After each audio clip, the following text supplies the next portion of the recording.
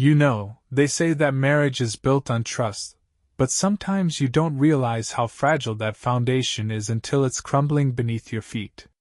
My name is Ethan Cole. I run a modest construction business out of Denver. It's not glamorous, but it pays the bills and lets me take care of my family.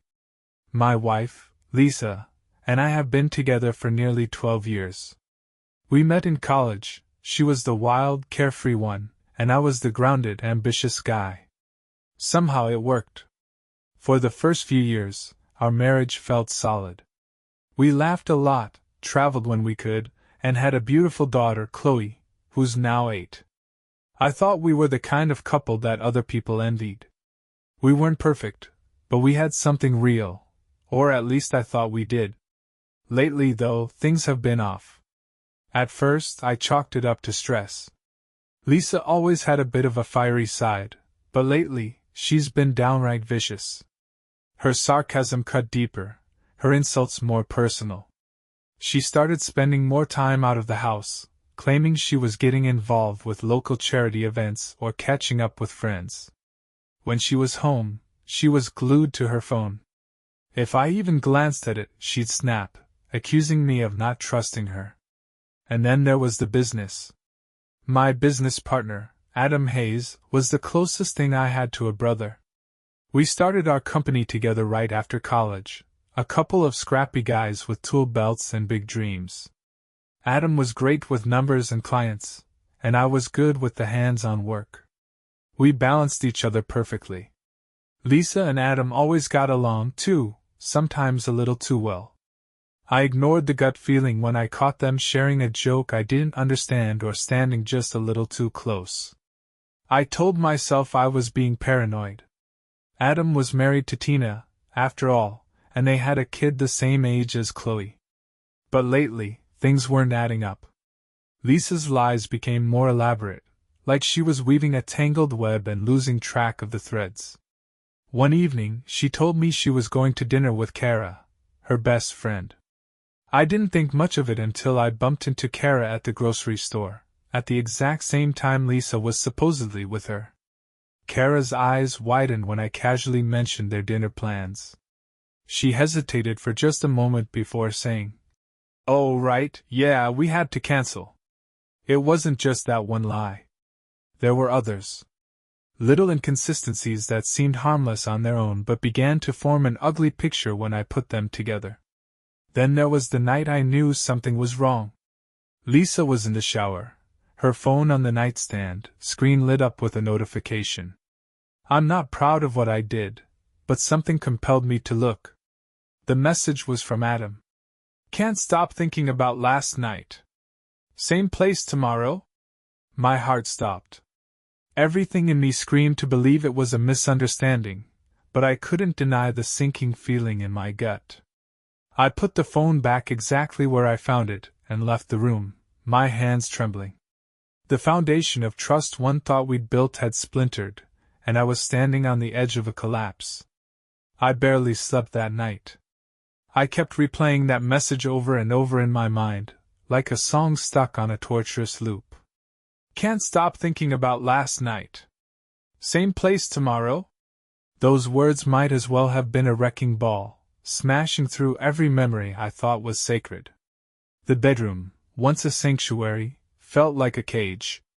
Lisa's breathing beside me, soft and steady, seemed like a cruel joke. I wanted to shake her awake, demand answers right then and there. But I didn't.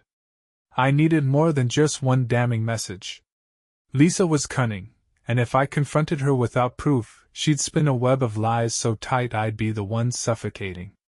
I could already hear her voice. "You're crazy, Ethan. It was just a work thing. You're being paranoid." No. I needed the truth to be irrefutable. By morning, my mind was set. I had a plan. Lisa left the house early, as usual, dressed in tight jeans and a blouse that showed just enough cleavage to be suggestive without being overt. She gave me a distracted peck on the cheek, her eyes barely meeting mine. "Don't wait up tonight," she said, grabbing her bag. "Kara and I are going to a wine tasting event. Liar. I watched her walk out the door, my fist clenched so tightly my knuckles turned white. The betrayal burned in my chest, but I swallowed it down. I had work to do. I called Adam, my so-called best friend, and told him we needed to meet.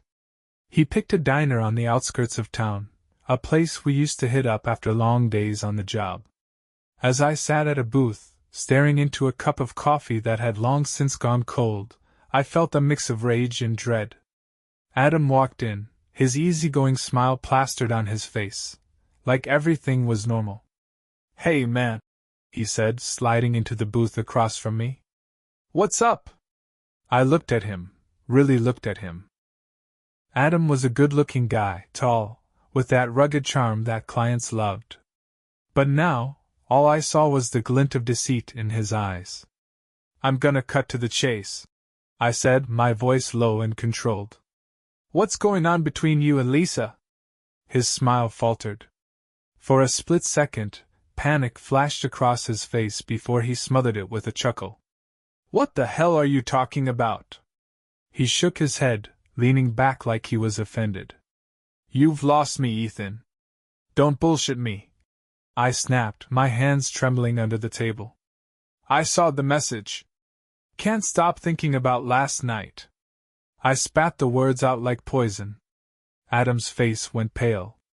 He opened his mouth to say something, probably to lie, but then shut it again. He looked down at his hands, rubbing his fingers together like he was trying to erase the guilt off his skin. "It's not what you think," he mumbled, his voice barely audible. I laughed bitterly. "It's exactly what I think." "How long?" He didn't answer. "How long, Adam?" He exhaled slowly, his shoulders slumping. "A few months." I felt like I'd been punched in the gut. A few months? How had I been so blind? "I didn't mean for it to happen," he muttered, eyes still fixed on the table. "It just did. It just did." My voice shook with fury. "You don't trip and fall into my wife's bed, Adam." He looked up then, eyes pleading. "Ethan, man, I'm sorry. I didn't want to hurt you." I stared at him, disbelief coursing through me. The betrayal wasn't just a knife in the back, it was a full-on assault. This was the guy who stood by my side at my wedding, who toasted to our happiness, who held Chloe when she was born. "Get out," I said, my voice dangerously low. "Ethan! Get out!" He stood up slowly, guilt etched into his features, but I didn't care. He didn't deserve my forgiveness or my friendship. As he walked out of the diner, I felt a cold numbness spread through me. The wreckage of my life was now clear, and I was standing in the middle of it, alone. When I got back home, Lisa was in the kitchen, humming to herself as she poured a glass of wine. She didn't even flinch when I walked in. She turned and smiled, that same smile that used to make my heart race, but now just made my stomach churn. "You're home early," she said, taking a sip. I watched her, bow rising in my throat. How could she be so composed, so normal when everything was falling apart? "I ran into Adam today," I said, keeping my voice neutral. Her hand froze halfway to her mouth. Her eyes flicked to mine, a flicker of panic crossing her face before she buried it. "Oh?" she said lightly. "How is he?" I took a step closer, my gaze piercing through her facade. "You tell me, Lisa." Her smile faltered. "What's that supposed to mean?" "I know," I said, my voice steady and cold. "I know about you and Adam." For a moment there was pure silence, the air between us thick and suffocating. Then, Lisa's eyes hardened, and her lips curled into a sneer. "You're imagining things," she snapped. "You're paranoid, Ethan. You've always been paranoid." I laughed, a hollow sound that echoed in the room. "Don't insult my intelligence, Lisa. He told me everything." Her face twisted into something ugly, a mix of anger and desperation. "He's lying." I shook my head. "He's a lot of things, but he's not lying about this." She set the glass down so hard it almost shattered. So what? You want a medal for figuring it out? She spat. You think you're some kind of saint? Maybe if you weren't so boring, I wouldn't have needed someone else. Her words sliced through me, but I didn't let them see me bleed. I took a deep breath, my jaw clenching. This marriage is over, Lisa, I said quietly. You can lie to yourself all you want, but you're done lying to me. She opened her mouth to argue, but for once she didn't have a comeback.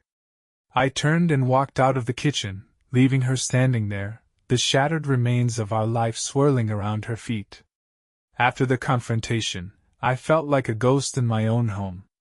The silence was oppressive, a grim reminder of the wreckage that Lisa and Adam had left behind.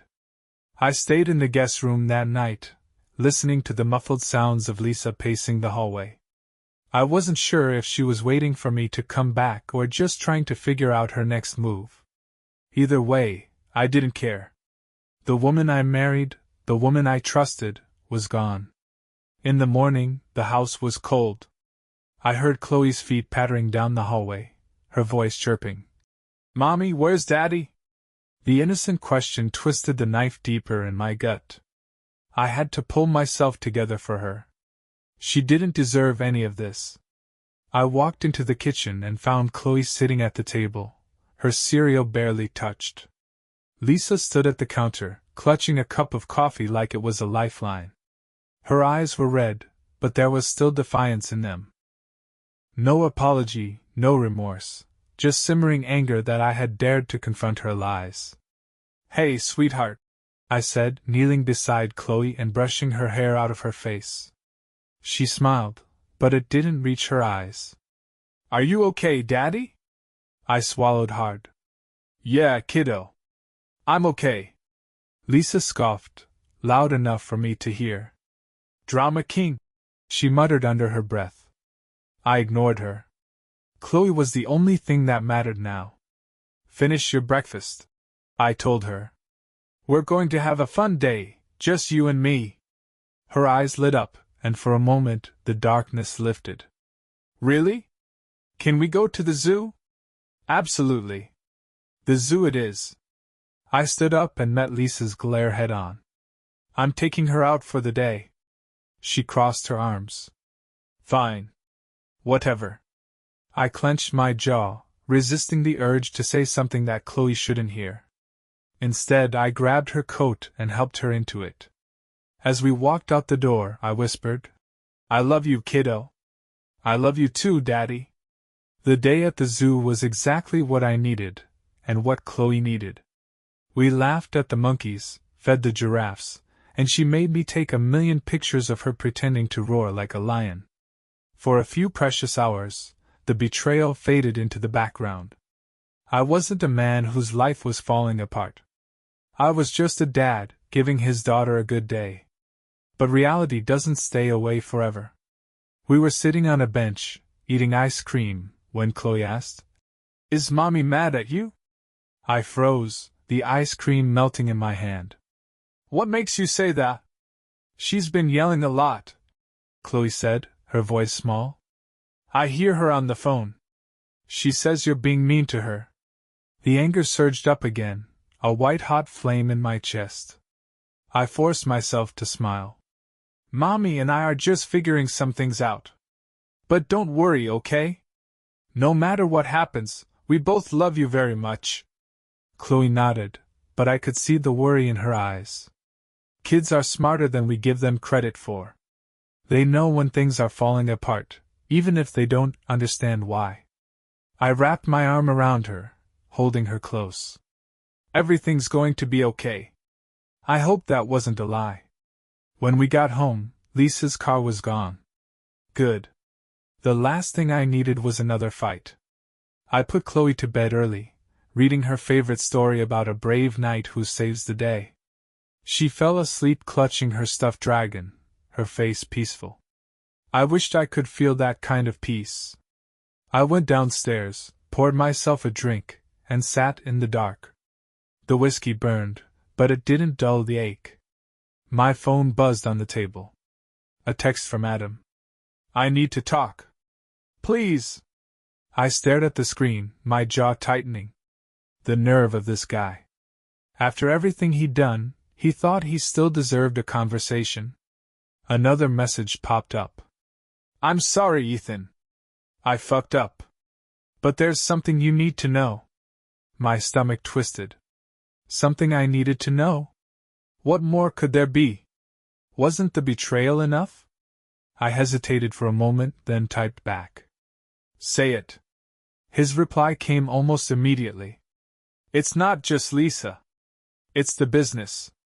She's been siphoning money from the company. The room tilted.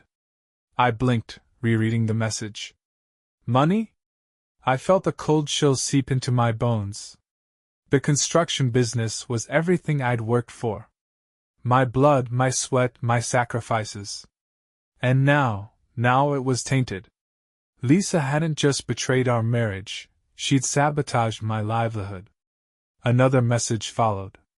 I can show you the proof. Meet me tomorrow at the office. I put the phone down, my hand shaking. The anger was gone, replaced by something worse, a hollow emptiness. Lisa hadn't just destroyed my heart. She was trying to destroy my entire life. I spent that night in a restless haze. Sleep came in short, painful bursts, each one interrupted by flashes of Lisa's face twisted in anger or Adam's betrayal replaying in my mind. By the time dawn crept through the curtains, I was exhausted, but there was no time for rest. I had to face the reality that my life, my business, might be collapsing just as swiftly as my marriage. I left a note for Chloe, telling her I'd be back soon and that her grandmother would come to stay with her for a bit. Then I grabbed my keys and headed to the office, my stomach churning with dread. Adam had promised to show me proof, and I wasn't sure what terrified me more, the possibility that he was lying, or the possibility that he was telling the truth. When I pulled into the parking lot, Adam's car was already there. He was leaning against the hood, looking like a man who hadn't slept either. His eyes were hollow, his shoulders slumped.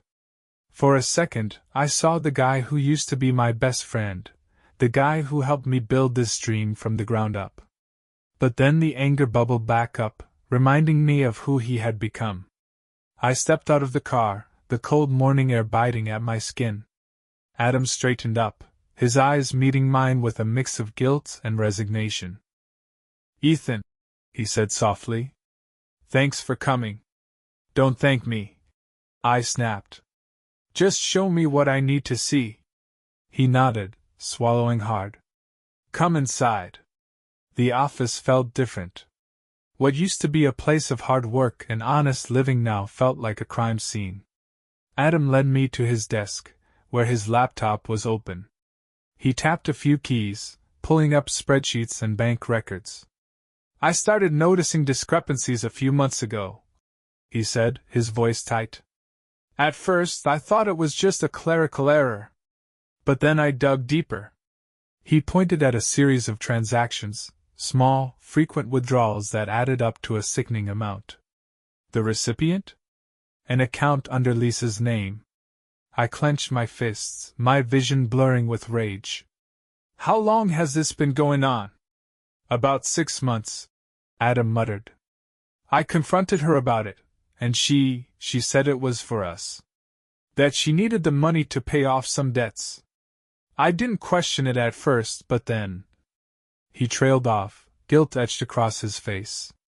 Then you started screwing her. I finished for him, my voice dripping with venom. He flinched. Yeah. The room felt like it was closing in on me. The woman I trusted with my life, the partner I built everything with, they'd both stabbed me in the back. And now they'd dragged my business into their web of lies. I took a deep breath, trying to keep the fury from boiling over. Is there a way to fix this? Can we get the money back? Adam shook his head. Not all of it. Some of it's gone, spent or transferred to accounts I can't trace. But there's still enough to keep us afloat if we act fast. I stared at the screen, the numbers blurring together. My mind raced through the options, legal action, police reports, damage control. But one thought kept pounding through my brain: she's going to pay for this. I straightened up, my jaw set. I want her out. Out of my life, out of my business. I don't care what it takes. Adam nodded. I'll help you.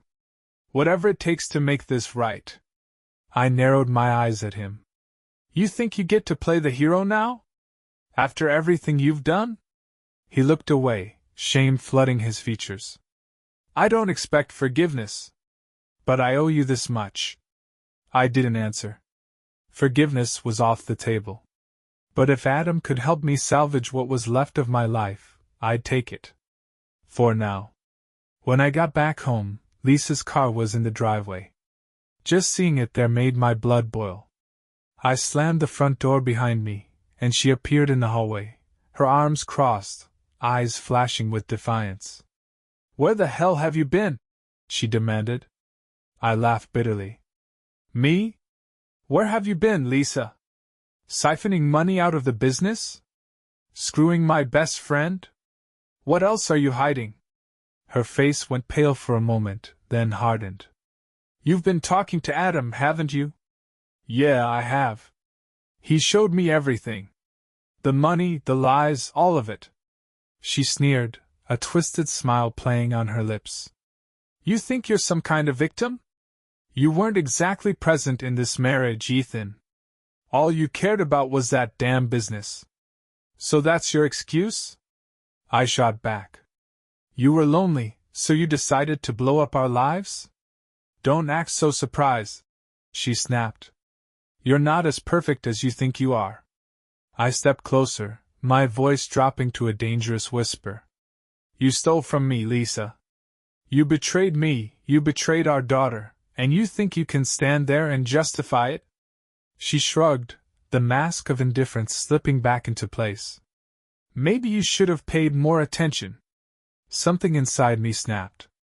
The anger, the betrayal, the sheer audacity of her words, it all boiled over.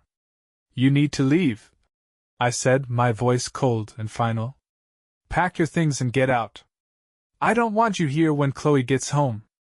Her eyes widened, panic flashing across her face. You can't do that. This is my house too. Not anymore, I said. You lost that right the minute you decided to burn it all down. She opened her mouth to argue, but I turned and walked away. There was nothing left to say. I heard her footsteps retreating to the bedroom, the sound of drawers opening and closing as she packed. My hands were shaking, but my resolve was firm. This was the end of the line. I didn't care where she went. I didn't care what she did. As long as she was out of my life, that was all that mattered. The door clicked shut behind Lisa, a sound that reverberated through the house like a final nail in the coffin. I stood there in the silence, staring at the place where she had just been. A duffel bag slung over her shoulder, a scowl on her face, her eyes still defiant, even in defeat. She didn't say goodbye. She didn't ask for forgiveness. Maybe she thought she'd come out on top. But she was wrong. I felt hollow as I sank onto the living room couch. The weight of the past few days pressed down on me, suffocating and relentless.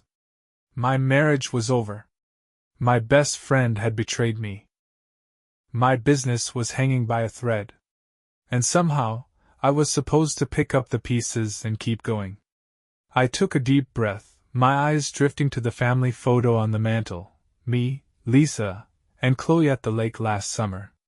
We looked happy, oblivious to the storm brewing just beneath the surface. I felt a surge of anger, but it faded into exhaustion. I had no more energy for rage. Chloe came home a few hours later, holding my mom's hand.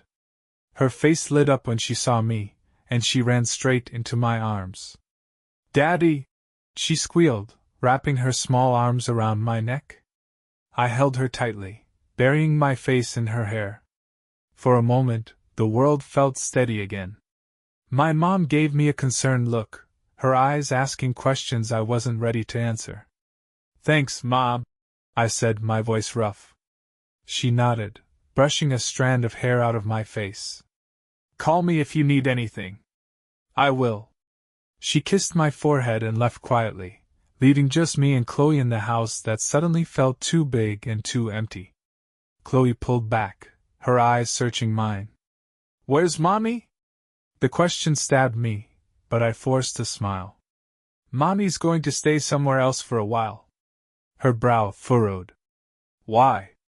"Sometimes grown-ups need to figure things out," I said gently. "But we're going to be okay. I promise." She stared at me for a moment, her eyes too wise for an 8-year-old. Then she nodded. "Okay, Daddy." God, I hoped I wasn't lying to her. That night, after Chloe was asleep, I found myself pacing the living room. My mind was a swirling mess of thoughts, regrets, and unanswered questions. I kept coming back to the same one: how did I let it get this bad? I poured myself a glass of whiskey and sat at the kitchen table. The quiet was suffocating. Every creak of the house, every distant sound from outside reminded me of the life I'd just lost. My phone buzzed on the table, pulling me out of the downward spiral. It was a text from Adam. "I want to fix this. Tell me what I need to do." I stared at the message, my jaw tightening. He was still trying to claw his way back into my good graces, but there was no coming back from what he did. The damage was permanent. I took a long sip of whiskey, the burn doing nothing to numb the ache inside. I typed back one word: resign. A few minutes later he replied, "Done." Good. I didn't want him in my life, or my business, any longer than necessary. The next morning, I woke up to sunlight streaming through the window. For the first time in days, the house felt still. No tension lurking in the corners, no anger simmering beneath the surface. Just me and Chloe, in a fragile bubble of peace. I made breakfast, pancakes, her favorite, and for a while, we sat together, laughing at her silly jokes. It was almost like things were normal. Almost. After I dropped her off at school, I drove to the office. Adam's resignation letter was waiting on my desk, the signature scrawled hastily, like he couldn't get out fast enough. I stared at it for a long time, feeling a strange mixture of relief and sadness. This wasn't how I wanted things to end, but maybe it was the only way they could. I called my lawyer, laid out the situation, and started the process of removing Lisa's name from everything. The accounts, the business, the house. She wasn't going to take anything else from me. Not anymore. When I hung up, I leaned back in my chair, the weight on my chest finally lifting. The storm had passed. The wreckage was everywhere, but for the first time in a long time, I felt like I could breathe. That evening Lisa called. Her name flashed on my phone screen, and for a moment, I considered ignoring it. But something inside me needed to hear what she had to say. I answered, keeping my voice cold. "What do you want?" She hesitated. "Ethan, I didn't mean for things to get this bad." I laughed bitterly. "That's what you're going with? After everything you've done?" She sighed. "I screwed up, okay? But you weren't perfect either." "There it is," I said, my voice hardening. "The excuses? The blame. You can't even own your own mistakes, Lisa." "Is this really how it ends?" she asked quietly. "It ended the moment you decided to betray me." There was a long pause. "I hope you can forgive me someday." I didn't answer. I hung up and blocked her number. She didn't get to take up space in my life anymore. Later that night, Chloe climbed into my lap, yawning and rubbing her eyes. "Are we going to be okay, Daddy?" she asked sleepily. I kissed the top of her head. "Yes, sweetheart. We are." It wasn't just a promise to her. It was a promise to myself. We were going to be okay. I didn't know what the future held, but I knew one thing for sure: the storm was over, and I was still standing. The next few weeks were a blur of paperwork, lawyer meetings, and awkward explanations to people who didn't need to know the whole story. Word had gotten out that Lisa was gone and that Adam had resigned. Small-town gossip travels faster than wildfire, and I could feel the curious stares every time I walked into the hardware store or grabbed a coffee. I didn't care. My focus was on Chloe and the business. Everything else was just background noise. Lisa had taken a room at a cheap motel on the edge of town. I hadn't seen her since the day she left, and I liked it that way. Our lawyers were handling the divorce. There were no heated arguments, no desperate pleas for reconciliation, just cold, hard legal proceedings. The marriage was dead, and I was ready to bury it. But some ghosts refused to stay buried. One Thursday morning, as I was getting Chloe ready for school, there was a knock on the door. A heavy, insistent pounding that made my stomach twist. Chloe looked up at me, her eyes wide. "Who's that, Daddy?" I forced a smile. "Probably just someone from work, kiddo. Go grab your backpack." She nodded and ran off. I took a deep breath and opened the door. Lisa stood there, her hair disheveled, dark circles under her eyes. She looked like she hadn't slept in days. For a brief second, I felt a pang of pity. But then I remembered the lies, the betrayal, and that pang evaporated. "What do you want?" I asked, my voice cold. She tried to smile, but it came out twisted. "Can we talk?" "We don't have anything to talk about, Lisa." She swallowed, her eyes darting to the side. "Please, Ethan. Just a few minutes." Against my better judgment, I stepped outside and closed the door behind me. Chloe didn't need to see this. "You've got 2 minutes," I said, crossing my arms. She looked down, scuffing her shoe against the porch. "I screwed up. I know I did. But things are falling apart for me, Ethan. I lost my job, my friends won't talk to me, and I need help." I stared at her, disbelief washing over me. "You need help? After everything you've done?" "I'm not asking for much," she whispered. "Just enough to get back on my feet." A bitter laugh escaped me. "You stole from me. You blew up our marriage. And now you're asking me for a handout?" Tears welled in her eyes, but I didn't buy it. I'd seen this performance before. "I'm sorry, Ethan. I just don't know where else to turn. You should have thought about that before you decided to burn everything to the ground." She looked up at me, and for the first time, I saw a flicker of real desperation. "I have nothing left. That's not my problem anymore," I said, my voice flat.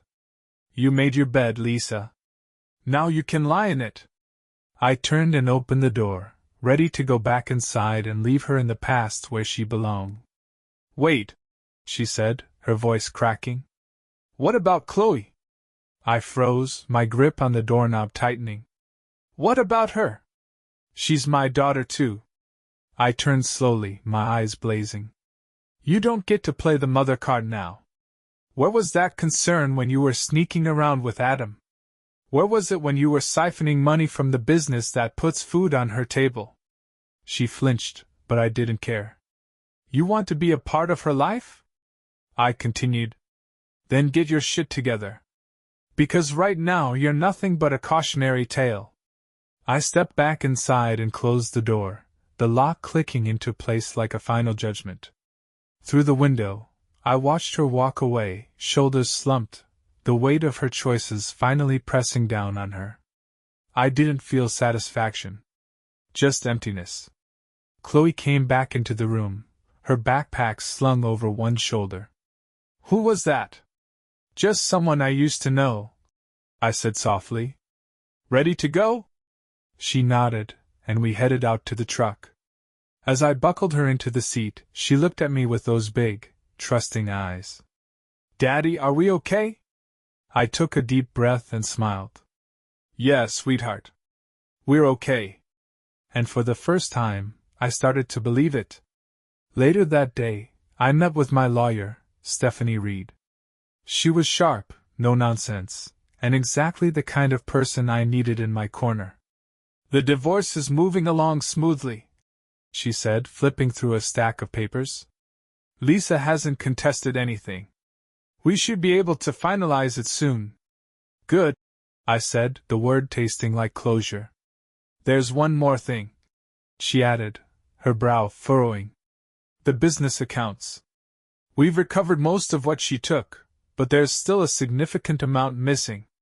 My jaw clenched. Can we get it back? She hesitated. It's complicated. Some of it was transferred to offshore accounts. We can try to trace it, but it might take time. I exhaled slowly, the anger simmering just below the surface. Do what you can. She nodded. We'll get through this, Ethan. Yeah, I said, more to myself than to her. We will. That evening, after dinner, Chloe and I sat on the couch, watching one of her favorite cartoons. Her laughter filled the room, a bright contrast to the darkness that had clouded my life. As she leaned against me, I realized that this was what mattered. The laughter, the warmth, the simple moments of peace. Lisa and Adam had tried to tear it all away, but they hadn't succeeded. I still had my daughter. I still had my business. And I still had myself.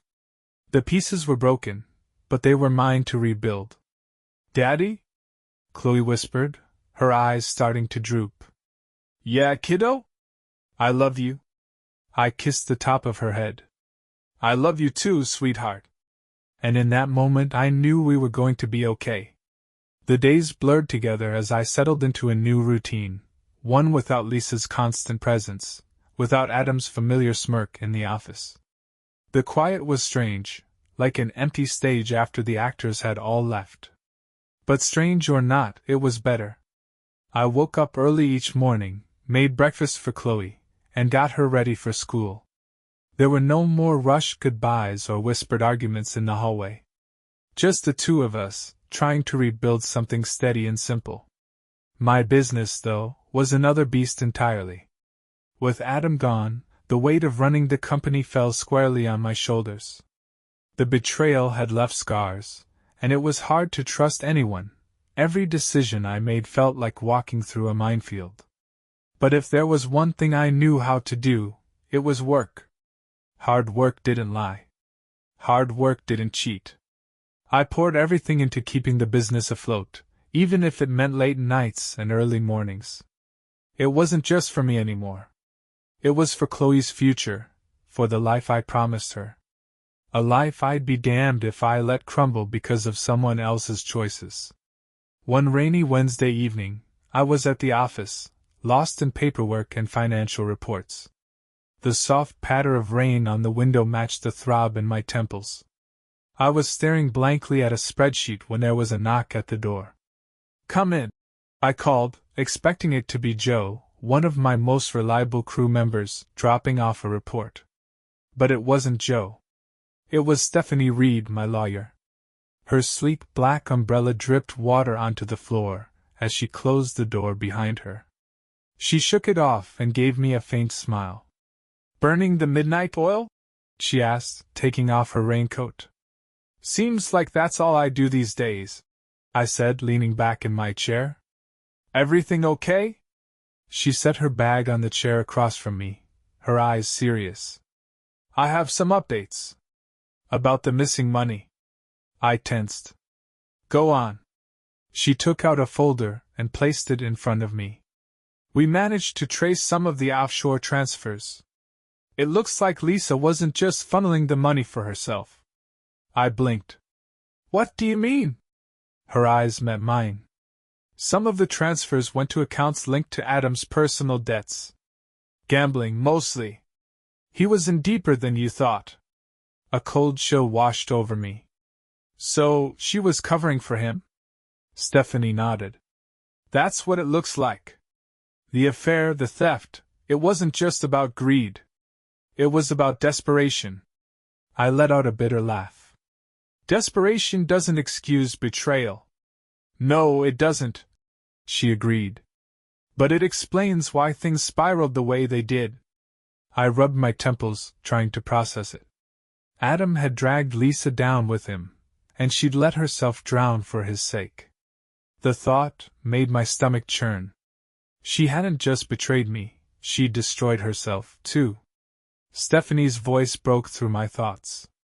We can recover some of the money. It'll take time, but it's doable. I nodded, my jaw tight. Do it. I don't care how long it takes. She paused, studying me. How are you holding up, Ethan?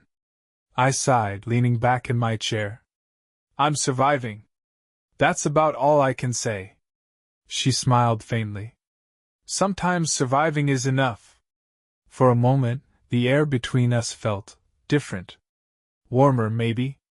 I looked at her, really looked at her, the way her eyes softened, the way her lips curved slightly when she smiled.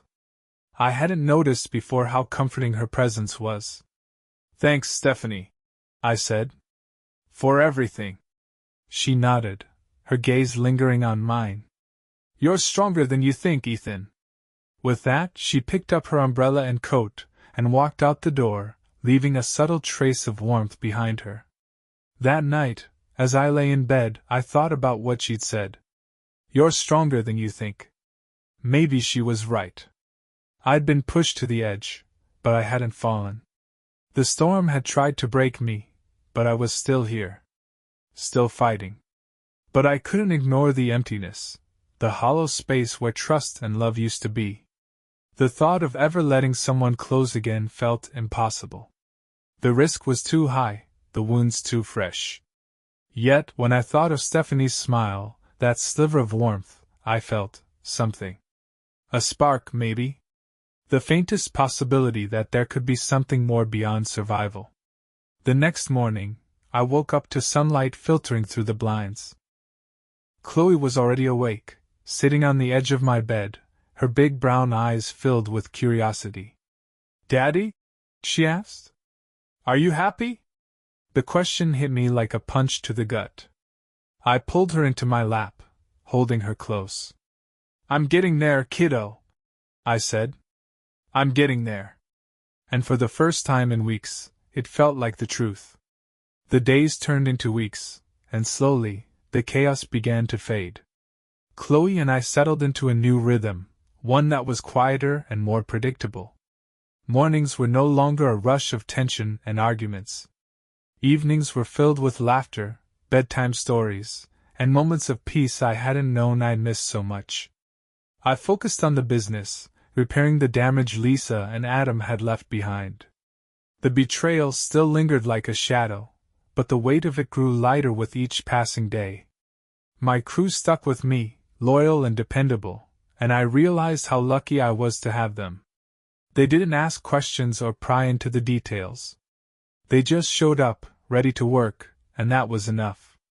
But no matter how busy I kept myself, the nights were still the hardest. Once Chloe was asleep, the house fell into an unsettling silence. The absence of Lisa's presence was both a relief and a reminder of everything that had shattered. The memories crept in, whispering doubts and regrets. I fought them off, but some nights they won. It was a Friday evening when my phone buzzed with a message from Stephanie Reed. Hey, just checking in. Want to grab a coffee tomorrow? No legal talk, I promise.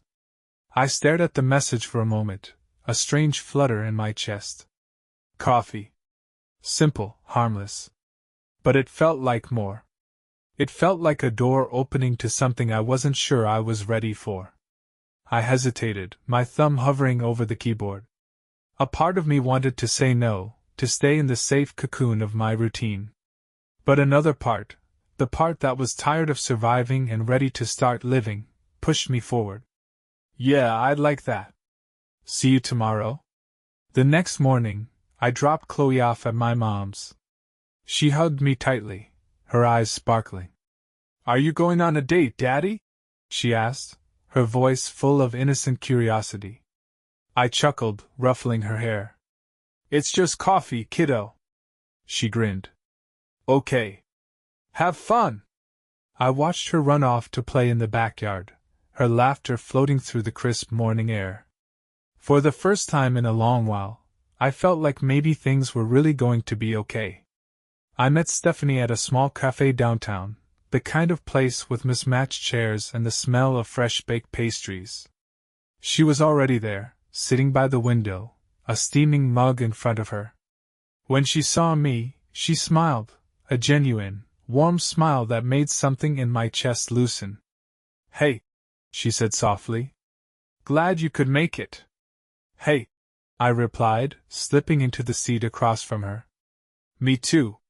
We talked about everything but the mess of the past few months. She told me about her love of hiking, how she used to go every weekend before work took over her life. I told her about the time Chloe and I got lost on a camping trip and ended up finding our way back thanks to a very confused park ranger. For the first time in forever, I laughed, really laughed. And it felt good. It felt like breathing again after being underwater for too long. After an hour, we walked outside, the cool breeze rustling the leaves. Stephanie paused, her eyes meeting mine. "You know, Ethan," she said, "you're doing better than you think." I smiled faintly. "Some days it doesn't feel that way." She reached out, her fingers brushing my arm. The touch was light, tentative, but it sent a ripple of warmth through me. "Give yourself time," she said. "You've been through hell, but you're still standing. That counts for something." I nodded, my throat tight. "Thanks, Stephanie. For everything." She smiled again, a soft, knowing smile. "You don't have to thank me." We stood there for a moment, the world around us quiet and still. I realized then that maybe, just maybe, I wasn't as broken as I thought. The pieces of my life were jagged and scattered, but they were mine to rebuild. And maybe, if I was lucky, Stephanie could be part of that new foundation. "I'd like to do this again," I said, the words coming out before I could second-guess them. Her smile widened. "I'd like that too." As I watched her walk away, a sense of hope settled in my chest. It was fragile, like the first green shoots of spring after a brutal winter. But it was there. And for the first time, I let myself believe that something good could grow from the ashes. The sun hung low in the sky, casting long shadows over the neighborhood as I drove home. The meeting with Stephanie replayed in my mind, the warmth of her smile, the ease of our conversation, the simple comfort of her presence. It felt like a tiny light breaking through the darkness, something I hadn't allowed myself to feel in a long time. I pulled into the driveway and let out a deep breath. The house seemed quieter than usual, as though it, too, was adjusting to this new reality. I walked inside and was immediately met by Chloe's excited footsteps. "Daddy!" she squealed, launching herself into my arms. "Grandma let me bake cookies! I saved you some!" I grinned, the scent of chocolate chip cookies filling the air. "You're the best, kiddo." She looked up at me, her eyes sparkling with curiosity. "Did you have fun with your friend?" I paused, my heart catching in my chest. "Yes, sweetheart. I did. Are you going to see her again?" I nodded. "Maybe. We'll see." She smiled, satisfied with that answer, and ran off to grab the cookies she'd saved for me. I watched her, my chest tightening with a mix of love and hope. Chloe was my anchor, my reason for pushing forward. No matter how much I'd lost, she was my constant. That evening, after Chloe was in bed, I found myself sitting on the porch, a cold beer in my hand. The night was cool, the air crisp with the promise of autumn. I stared up at the stars, feeling the weight of everything I'd been through, the betrayal, the loss, the anger that still simmered beneath the surface. But beneath that anger was something else. Acceptance. Lisa and Adam had tried to destroy me. They'd come damn close, but they hadn't succeeded. I was still here, still standing, still fighting for the life I wanted. It wasn't the life I'd planned, but maybe that was okay. Maybe it was time to let go of the past and start building something new. I thought about Stephanie again, the way her eyes softened when she listened, the way her laughter felt like a balm on old wounds. It was too soon to call it anything more than friendship, but for the first time, I wasn't closing myself off to the possibility of more. The idea scared me. Trusting someone again felt like stepping onto thin ice. But maybe, just maybe, it was worth the risk. The next day, I took Chloe to the park. She ran ahead, her laughter ringing through the air as she climbed the jungle gym and raced down the slides. I sat on a bench, watching her, feeling a warmth in my chest that hadn't been there in months. A voice broke through my thoughts. "Hey, stranger." I looked up and saw Stephanie standing there, a coffee in each hand.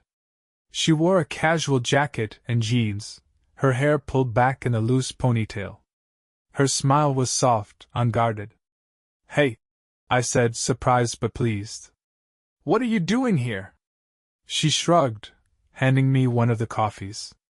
"I needed a walk, and I figured I'd take a chance that you might be here."